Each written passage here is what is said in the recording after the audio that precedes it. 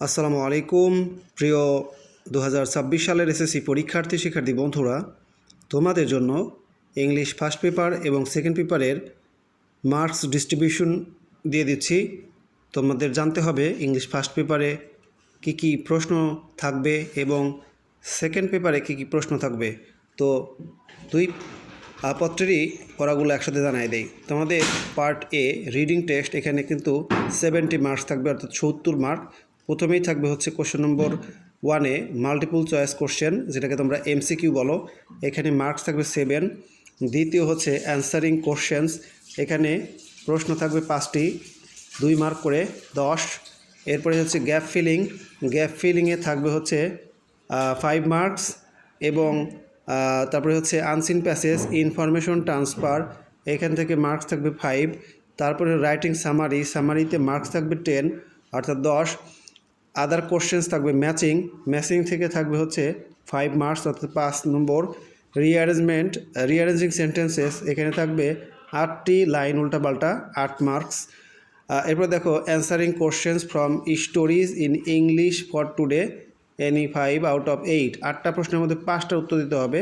এখানে প্রত্যেকটা প্রশ্নের নম্বর থাকবে 2 করে, তাহলে মোট 10 হবে। তো এরপরে দেখো রাইটিং পার্টস হিসেবে যেটা থাকবে কমপ্লিটিং স্টোরি 15 মার্কস অর্থাৎ 15, এবং ডায়লগ রাইটিং এখানে থাকবে হচ্ছে 15। তো রাইটিং পার্টে কিন্তু থাকবে হলো 30 মার্কস। তোমরা অনেকেই কিন্তু ইংলিশ ফার্স্ট পেপারে হয়তো প্যারাগ্রাফ, তারপর হচ্ছে আরও অনেক লেটার পড়তে থাকবে, কিন্তু সেগুলো কিন্তু পড়ে কোনো লাভ হবে না, কারণ ইংলিশ ফার্স্ট পেপারে এখন 2টা রাইটিং পার্ট থাকবে, একটা হলো স্টোরি আর একটা হলো ডায়লগ।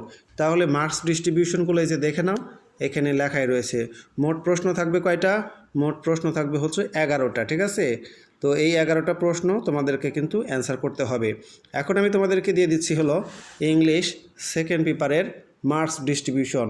এখানে gap filling activities with clues, এখানে মার্কস থাকবে 10 অর্থাৎ 10। এরপরে হচ্ছে সাবস্টিটিউশন টেবিল, এখানে মার্কস থাকবে 5। তারপরে থাকবে রাইট ফর্মস অফ ভার্বস, এখানে মার্কস থাকবে 10। তারপরে চেঞ্জিং সেন্টেন্সেস, কী কী জিনিস চেঞ্জ করতে হবে, affirmative, negative, assertive, interrogative, exclamative, simple, complex, compound. Degree থাকতেছে না, মার্কস থাকতেছে 10 অর্থাৎ 10 মার্কস। ট্যাগ কোশ্চেন্স, এখানে থাকবে 5 মার্কস। এরপরে হচ্ছে প্রিপোজিশনের গ্যাপ ফিলিং থাকবে হচ্ছে 5 মার্কস।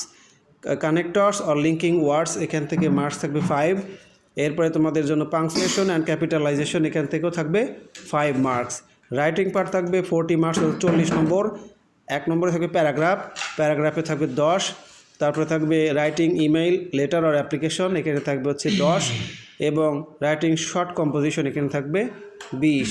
তো মার্কস ডিস্ট্রিবিউশনগুলো সব দেখে নাও। এখন তোমাদেরকে জাস্ট একত্রে সব কিছু দেখায় দেই, যদি দেখা যায় পরিষ্কারভাবে তাহলে তো ভালোই। এটাই হচ্ছে তোমাদের ইংলিশ ফার্স্ট পেপার এবং সেকেন্ড পেপারের 2 পত্রের পড়া। যাদের এই সাজেশনটা নাই বা মার্কস ডিস্ট্রিবিউশন নাই, তারা এখান থেকে পড়া সংগ্রহ করে নিতে পারো। সবাই ভালো থাকো, সুস্থ থাকো, আল্লাহ হাফেজ।